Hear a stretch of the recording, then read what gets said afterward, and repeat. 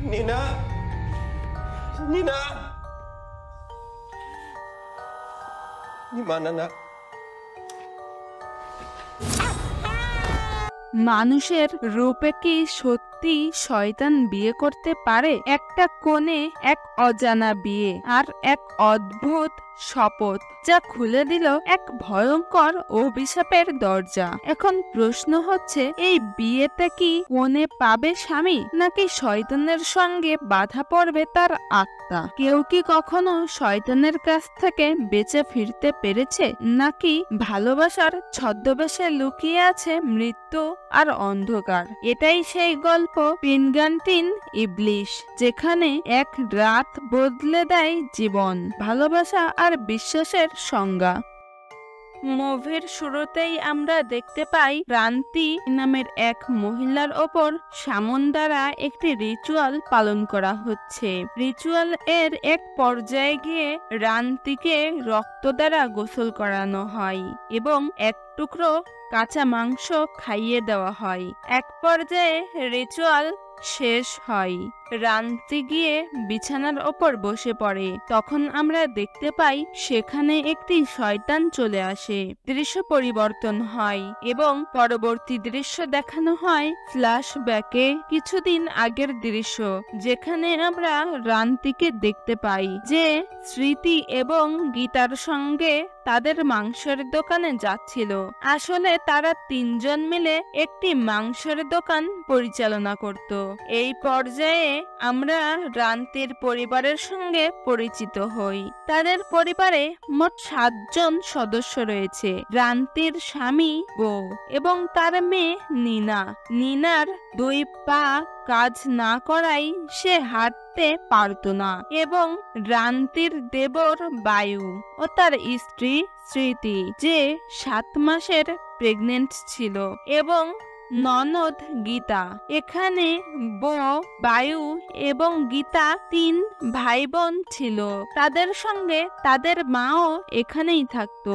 এখানে আমরা জানতে পারি স্মৃতি রান্তিকে একদমই পছন্দ করে না এবং এটাও জানতে পারি তার পরিবারের লোকও তাকে দেখতে পারে না, বিশেষ করে তার শাশুড়ি। পরবর্তী দৃশ্যে গীতা নীনাকে তার স্কুলে দিতে যায়, তাই গীতার মা তাকে বকাঝকা করে এবং বলে নীনাকে রান্তির স্কুলে নিয়ে যাওয়া উচিত ছিল।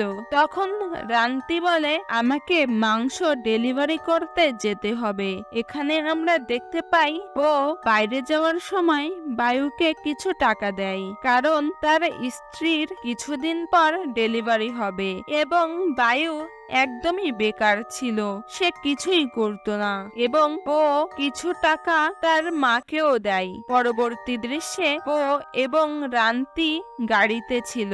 তখন রান্তি বউকে বলে, তোমার মা আমাকে কোনো দোষ ছাড়াই সব সময় বকাঝকা করে, তাই রান্তি চাই তারা যেন আলাদা হয়ে যায়। কিন্তু বউ বলে, তারা যদি আলাদা হয়ে যায় তাহলে এটা তাদের জন্য ভালো হবে না, কারণ রান্তি যখন বাইরে থাকবে তখন নীনার খেয়াল কে রাখবে। কিন্তু তারা যদি একসঙ্গে থাকে তাহলে সবাই নীনার খেয়াল রাখতে পারবে।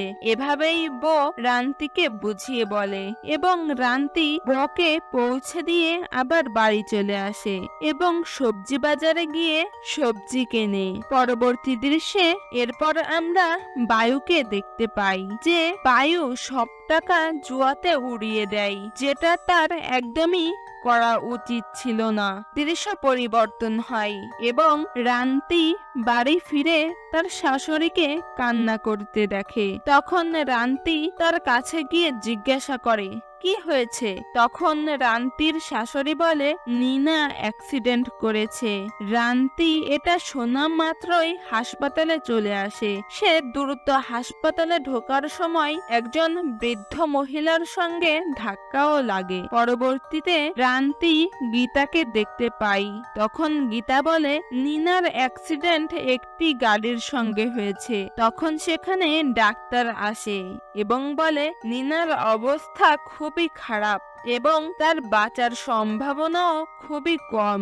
নিনার মাথায় আঘাত লাগার কারণে অনেক রক্ত বেরিয়ে গিয়েছে, তাই দ্রুত সার্জারি করতে হবে এবং অনেক টাকা লাগবে। এটা শুনে রান্তি খুব কান্না করতে থাকে। পরবর্তীতে রাত্রে রান্তি যখন একা বসেছিল তখন সেখানে সেই বৃদ্ধ মহিলা আসে এবং সে রান্তিকে খাবার দেয় এবং ওই মহিলা বলে, চিন্তা করো না, তোমার মেয়ে খুব তাড়াতাড়ি সুস্থ হয়ে যাবে। তখন রান্তি অবাক হয়ে জিজ্ঞাসা করে, আপনি কিভাবে জানলেন আমার মেয়ে এখানে ভর্তি আছে? তখন বৃদ্ধ মহিলা বলে, এসব কথা আমি ওখানে শুনেছি। তখন মহিলাটি বলে, আমি তোমাকে টাকা দিয়ে সাহায্য না করতে পারলেও তোমাকে আমি অন্যভাবে সাহায্য করতে পারি। এটা বলে তিনি রান্তির হাতে একটি কাগজের টুকরা দিয়ে সেখান থেকে চলে যায়। এরপর সেখানে গীতা আসে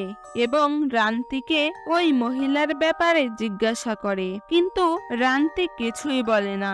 পরের দিন ডাক্তার রান্তিকে বলে, দ্রুত নিনার সার্জারি করতে হবে। তারপর রান্তি বাড়ির সবাইকে কথা জানায় যে নিনার চিকিৎসার জন্য অনেক টাকা লাগবে। তখনই সবাই মুখ ফিরিয়ে নেয়। রান্তি বলে তাদের বাড়ি বিক্রি করে দেওয়া উচিত। তখন বায়ু নিষেধ করে এবং বলে, আমারও ছেলে মেয়ে হবে আর তাদেরও ভবিষ্যৎ আছে। তখন রান্তির শাশুড়ি বলে, আমাদের বউ এর জন্য অপেক্ষা করা দরকার, আর যতক্ষণ তারা বউ এর জন্য অপেক্ষা করবে ততক্ষণে অনেক দেরি হয়ে যাবে। তারপর রান্তি ঘরে গিয়ে বউ এর সঙ্গে যোগাযোগ করার চেষ্টা করে, কিন্তু কিছুই হয় না। তারপর সেখানে গীতা আসে। এখানে একমাত্র গীতাই ছিল যে রান্তিকে বুঝতো। তারপর রান্তি সেই বৃদ্ধ মহিলার দেওয়া কাগজটি খোলে এবং সেখানে দেওয়া ঠিকানাতে চলে আসে। তারপর এখানেই আমরা মুভির প্রথম সিনগুলো দেখতে পাই, যেখানে সেই বৃদ্ধ মহিলা রান্তির ওপর একটি রিচুয়াল পালন করছিল। আর এই রিচুয়ালটি ছিল শয়তানের স্ত্রী হওয়ার। একজন শয়তানের স্ত্রী হওয়া মানে নিজেকে মৃত্যুর মুখে ঠেলে দেওয়া। রিচুয়ালটি শেষ হলে বৃদ্ধ মহিলাটি বলে, আজ থেকে রান্তি শয়তানের স্ত্রী, এবং তখনই সেখানে শয়তানের উপস্থিতি হয় এবং সে রান্তিকে পেছন থেকে ধরে ফেলে। তারপর সেই শয়তানের সঙ্গে রান্তির মিলন হয়। আর এই সব জিনিস অনেক আশ্চর্যকর ছিল, কারণ রান্তি একজন বিবাহিত মহিলা ছিল আর তার একটি মেয়েও ছিল।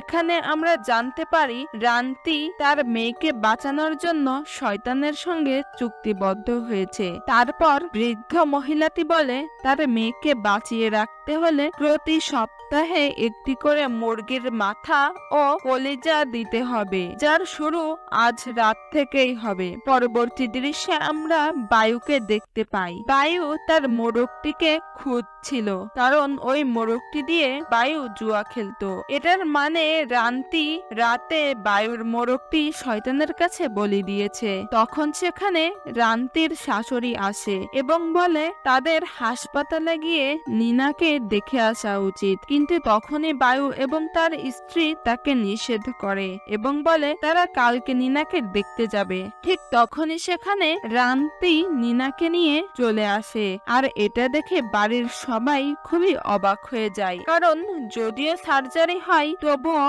এত তাড়াতাড়ি নিনা কিভাবে সুস্থ হয়ে গেল। ডাক্তাররা বলে দিয়েছিল নিনার বেঁচে থাকার সম্ভাবনা খুবই কম। এটা দেখেই বায়ুর স্ত্রী স্মৃতি প্রথমে সন্দেহ করে ফেলেছিল যে রান্তি কোনো কালো জাদু তো করেনি। তখন স্মৃতি বায়ুকে গিয়ে সব বলে। তখন বায়ু বলে, ঠিকই তো আছে, তাদেরকে তো আর বাড়ি বিক্রি করতে হবে না।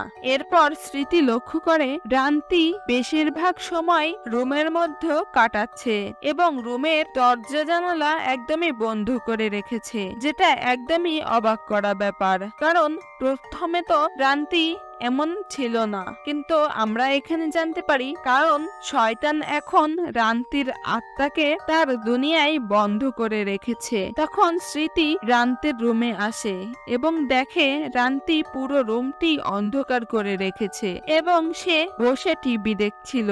কিন্তু টিভিতে কিছুই চলছিল না। স্মৃতি তখন তাকে এসব জিজ্ঞাসা করে, কিন্তু রান্তি তাকে কিছুই বলে না। তখনই সেখানে দরজার আওয়াজ হয় এবং স্মৃতি যখন দরজা খোলে তখন সে দেখতে পায় রান্তি তার মেয়েকে নিয়ে দরজার সামনে দাঁড়িয়ে আছে, যে কিনা নিনাকে স্কুল থেকে নিয়ে এসেছিল। এটা দেখে স্মৃতি একদম ঘাবড়ে যায়, কারণ এতক্ষণ ঘরে যে ছিল সে কে ছিল। পরবর্তী দৃশ্যে রাতে বায়ু বাড়িতে আসে এবং তার স্ত্রীকে বলে খিদে লেগেছে, খাবার দাও। তখন স্মৃতি রান্নাঘরে পানি গরম করতে যায়। তখন সে বুঝতে পারে রান্তি বাথরুমে গোসল করছে, যার কারণে সে দরজার নিচ থেকে ভিডিও করে যেখানে রান্তি পাগলের মতো গোসল করছিল। আসলে এখানে রান্তি ওই শয়তানের সঙ্গে ছিল।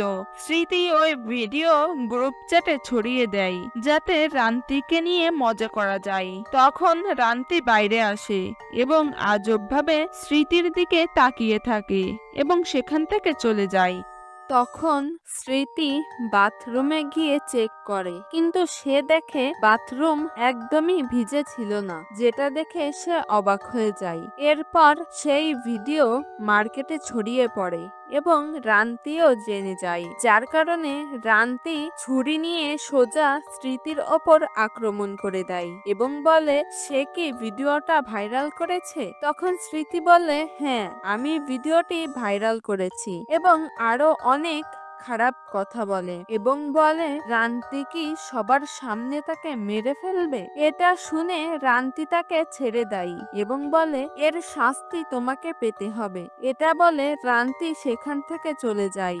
এরপর রাতে বায়ু বাড়িতে আসে এবং স্মৃতির কাছে খাবার চাই। স্মৃতি যখন রান্নাঘরে আসে তখন সে দেখতে পায় আগে থেকেই সেখানে নুডলস রাখা আছে, যেটা রান্তি সেখানে রেখেছিল। রান্তি ওই নুডলস এর ভেতর থেকে একটি মরা ব্যাঙ বের করে এবং স্মৃতির সামনেই খেতে থাকে, যেটি দেখে স্মৃতি ঘাবড়ে যায়। এরপর রান্তি সেখান থেকে চলে যায়। তখন স্মৃতি অবাক হয়ে চিন্তা করতে থাকে তার সাথে এগুলো কি হচ্ছে। কিছুক্ষণ পর স্মৃতি নুডলস রান্না করে বায়ুর জন্য নিয়ে আসে এবং যখন সে বিছানার চাদর সরায় তখন সেখানে বায়ুর বদলে সে রান্তিকে দেখতে পায়। রান্তি সেখানেই স্মৃতির গলা টিপে মেরে ফেলে এবং তার বাচ্চাও বের করে নেয়। দৃশ্য পরিবর্তন হয় এবং সকালে বায়ু আসে, আর রাতে স্মৃতি যাকে দেখেছিল সে বায়ু ছিল না, বরং সেই শয়তান ছিল। এখানে বায়ু স্মৃতিকে কোথাও খুঁজে পায় না। সকাল থেকে স্মৃতিকে খুঁজে না পাওয়াই সবাই রান্তির ওপর দোষ চাপিয়ে দেয়। দৃশ্য পরিবর্তন হয়। রাতে যখন গীতা বাইরে আসে আর সে একটি গর্ত দেখতে পায় এবং সেখান থেকে কিছু আওয়াজও শুনতে পাচ্ছিল, কিন্তু গীতা চেক করে কিছুই পাই না। পরবর্তীতে আমরা নিনাকে দেখতে পাই, যার পুতুল বাথরুমের ভেতরে চলে আসে আর পুতুলটি নেওয়ার জন্য নিনা বাথরুমে আসে, আর সেখানেই সে তার মাকে দেখতে পায় যে কিনা বাথটাব থেকে বের হচ্ছিল। এটা দেখে নিনা চিৎকার করে ওঠে। তখনই গীতা সেখানে চলে আসে এবং দেখতে পাই নিনা অনেক ভয় পেয়ে আছে। সকালে রান্তি যখন একটি মুরগিকে বলি দিয়ে ওই গর্তের ভেতরে দিতে যাই, সেখানে সে স্মৃতির লাশ দেখতে পাই আর অবাক হয়ে যায়, অর্থাৎ সে জানতই না যে সে স্মৃতিকে হত্যা করেছে। তখনই রান্তি দ্রুত সেই বৃদ্ধ মহিলার কাছে গিয়ে সব বলে এবং সেখানেই বের হয় আসল টুইস্ট। মূলত রান্তি নিনাকে সুস্থ করার জন্য এই বৃদ্ধ মহিলার দ্বারা একটি ডেমনিক রিচুয়াল করে, যেখানে রান্তিকে বিয়ের মতো করে সাজিয়ে দেওয়া হয়, কারণ তার সাথে বিয়ে হয় একটি ডেমনিক জিনের। এমনকি তাদের মিলনও হয়, যার ফলে সারা জীবনের জন্য ডেমনিক জিনটি রান্তির স্বামী হয়ে যায়। আর এজন্যই নিনা অদ্ভুতভাবে সুস্থ হয়ে গিয়েছিল। এখন থেকে যারা রান্তির সঙ্গে খারাপ ব্যবহার করবে, জিনটি তাদের সবাইকে শেষ করে দেবে। রান্তি তার পরিবারকে বাঁচানোর চেষ্টা করলেও এখন অনেক দেরি হয়ে গিয়েছে। অন্যদিকে বায়ুকে দেখতে পাই যে বাড়িতে গর্ত করছিল। তখনই সে স্মৃতির লাশ দেখতে পাই, তার সাথে রান্তির কাপড়ও ছিল। তখন বায়ুর সন্দেহ যায় সম্পূর্ণ রান্তির ওপর এবং সে বাড়িতে গিয়ে রান্তির ওপর আক্রমণ করে দেয়। এরপর গীতা এসে কোনো রকমে বায়ুকে শান্ত করে এবং রান্তিকে ঘরের ভেতরে নিয়ে যায়। এরপর সেখানে বায়ুর মা আসে এবং বলে স্মৃতির লাশ যেন তারা আবার দাফন করে দেয় আর এইসব কথা যেন বাইরে না যায়। এরপর আমরা বায়ুকে দেখতে পাই যে স্মৃতির লাশ দাফন করছিল। তখন সে ডেমনিক রান্তিকে দেখতে পাই, যাকে দেখে বায়ু পিছু করতে থাকে। তখনই রান্তি তার উপর আক্রমণ করে তাকে এত পরিমাণ মারে যাতে বায়ুর দুটি চোখ উঠে যায়। শেষ পর্যায়ে উপর থেকে টিন পড়ে বায়ুর গলা কেটে সেখানেই মৃত্যু হয়। হঠাৎ করে রান্তির জ্ঞান ফিরে আসলে অবাক হয়ে যায় যে সে বায়ুর সাথে এটা কি করলো। তখনই সেখানে গীতা চলে আসে এবং রান্তি সেখান থেকে দৌড়ে রুমে চলে যায়। গীতা রান্তিকে কিছু জিজ্ঞাসা করলে রান্তি বলে, তুমি দয়া করে আমার থেকে দূরে সরে যাও, কারণ তুমিই একমাত্র আমার কষ্টটাকে বুঝতে পারো। পরিবারের দুজন সদস্য নৃশংসভাবে মারা গিয়েছে, তাই গীতা মিস্টার হাজিকে বাড়িতে ডেকে আনে। মিস্টার হাজি পানির গ্লাসে দোয়া পড়া শুরু করলেই গ্লাসটি একদম ভেঙে যায়। এইটা দেখে সবাই অবাক হয়ে যায়। মিস্টার হাজি যাওয়ার আগে বলে যায় যদি বেশি ভয় লাগে তাহলে যেন সে নামাজ পড়ে। রান্তি চোখের পলকেই গীতার কাছে গিয়ে বলে যাতে সে এসব থেকে দূরে থাকে। এরপর রান্তির স্বামী বউ বাড়িতে ফিরে আসে আর তাকে সব ঘটনা খুলে বলে, কিন্তু বউ কিছুতেই মানতে চাচ্ছিল না যে এসব মৃত্যু রান্তির জন্য হয়েছে। এরপর বউ রান্তির কাছে আসে তার সঙ্গে কথা বলার জন্য, কিন্তু রান্তি দরজা বন্ধ করে দেয় এবং বলে তার সাথে সে কোনো কথাই বলবে না। বউয়ের সন্দেহ হয় তাদের পরিবারকে কেউ কালো জাদু করেছে, তবে বউ এইসবে বিশ্বাস করে না। সেদিন রাতে রান্তির রুম থেকে অদ্ভুত হাসির শব্দে বউয়ের ঘুম ভেঙে যায়। রান্তির দরজায় গিয়ে উকি দিলে সে যা দেখতে পায় তা সে কোনোদিনও কল্পনা করতে পারেনি। তখনই আচমকা সেই শয়তান বউয়ের দিকে তাকিয়ে পড়ে। এতে বউ অনেক ভয় পেয়ে যায়। পরের দিন নিনা তার মাকে খাবার দিতে গেলে দেখে রান্তের রুম থেকে প্রচুর দুর্গন্ধ আসছে এবং তার মা এখন আর মানুষের মতো নেই। তার চেহারা বলে সে এখন শয়তানে পরিণত হচ্ছে। নিনা এসব দেখে সহ্য করতে না পেরে রান্তিকে রুমে তালা মেরে চলে আসে। অন্যদিকে গীতার সন্দেহ হয় সেই বৃদ্ধ মহিলাকে, তাই গীতা এবং বউ দুজন মিলে বেরিয়ে পড়ে সেই মহিলার খোঁজে। গীতা বলে ওই মহিলাই এইসবের মূল, আর এই হাসপাতাল থেকেই সে অসহায় মানুষদেরকে ফাঁদে ফেলে। বৃদ্ধ মহিলাকে খুঁজতে খুঁজতে রাত হয়ে যায়। অন্যদিকে বাড়িতে নিনা একা তার মায়ের সঙ্গে দেখা করতে যায়। নিনাকে দেখে রান্তি বলে তার অনেক খিদা লেগেছে, তাছাড়া বাড়িতে সকাল থেকে বিদ্যুৎ নেই। তাই রান্তির শাশুড়ি বউকে ফোন করে বলে আসার সময় বিদ্যুৎ অফিসে কমপ্লেন করে আসবে। এরই মাঝে নিনা তার মায়ের জন্য খাবার নিয়ে যেতেই দেখে তার দাদিকে নৃশংসভাবে হত্যা করেছে তার মা। এটা দেখে ভয়ে নিনা সেখান থেকে পালিয়ে যায়। বাড়িতে এসে বউ এবং গীতা দেখতে পাই তাদের মা মারা গিয়েছে এবং তারা নিনাকে খুঁজতে থাকে। তখনই আচমকা রান্তি এসে গীতার গলা চেপে ধরে এবং ইচ্ছামতো তার মাথায় আঘাত করতে থাকে। গীতা বাঁচার জন্য রান্তের বুকে কাঁচি দিয়ে আঘাত করে, তবে কিছুই হয় না। এরপর রান্তি সেই কাঁচি দিয়ে বউকে আঘাত করতে গেলে তাদের মধ্যে অনেক ধস্তাধস্তি হয় এবং এক পর্যায়ে রান্তি তার স্বামীকে ইচ্ছামতো কাঁচি দিয়ে কোপাতে থাকে। তখন মৃত্যুর পর্যায়ে বউ একটি কথাই বলে, আমি তোমার স্বামী। কিন্তু রান্তির ভেতরে থাকা সেই শয়তান বলে, রান্তি এখন তোর স্ত্রী না, সে এখন আমার স্ত্রী। কিছুক্ষণ পর রান্তির জ্ঞান ফিরলে সে তার স্বামীকে এই অবস্থায় দেখতে পায় এবং বুঝতে পারে সে নিজে তার স্বামীর এই অবস্থা করেছে। তবে কিছুক্ষণের মধ্যেই শয়তান আবার রান্তিকে বশ করে নেয় এবং সেখানেই বউয়ের ঘাড় মটকে তাকে মেরে ফেলে। নিনা রান্তির ভয়ে বাড়ির পাটাতনের ওপর লুকিয়েছিল। তখনই রান্তি মিনার ওপর আক্রমণ করে, কিন্তু পেছন থেকে গীতা এসে রান্তিকে আঘাত করলে রান্তি গীতার ওপর আক্রমণ করে। নিনা এত সব খুন দেখে ভয় পেয়ে যায় এবং সে তার মাকে বলে, মা, আমি তোমাকে পৃথিবীর সব থেকে বেশি ঘৃণা করি। তুমি আগেই ভালো ছিলে, এখন আর আমি তোমাকে চাই না, কিন্তু আমি তোমাকে অনেক ভালোবাসি। নিনার এই কথা রান্তি শুনতে পাচ্ছিল। রান্তির হৃদয় ছিল এক অন্য জগতে, যেখানে শয়তান তাকে বন্দি করে রেখেছিল। এক পর্যায়ে এবার সে সশরীরে ফিরে আসে এবং নিজের কৃতকর্মের জন্য গীতার কাছে ক্ষমা চাই এবং বলে, আমি জানি এর কোনো সমাধান নেই, তবে একটা উপায় আছে। তুমি নিনাকে নিয়ে যত দ্রুত সম্ভব এখান থেকে চলে যাও।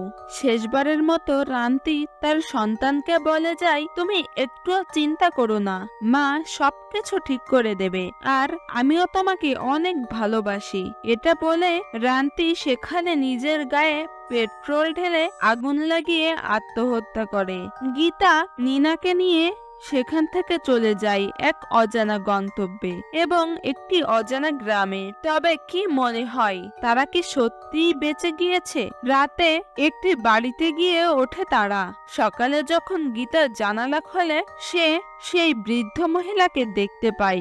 গীতা নির্বাক হয়ে তার দিকে তাকিয়ে থাকে। এরপর আমরা নিনাকে দেখতে পাই, যে আগে যেটুকু চলতে পারত এখন তার দুটি পা সম্পূর্ণ প্যারালাইজড হয়ে গিয়েছে। এতে বোঝাই যায় শয়তান এখনো তাদের পিছু ছাড়েনি। তখনই হঠাৎ আলমারি থেকে একটি অদ্ভুত শব্দ ভেসে আসে। গীতা ভয়ে ভয়ে আলমারি খুলতেই সে রান্তির সেই বিয়ের কাপড় দেখতে পায় এবং সে বৃদ্ধ মহিলাকে দেখা যায় যে দূর থেকে তাদের দিকে তাকিয়ে আছে। তবে কি পরের শিকার গীতা?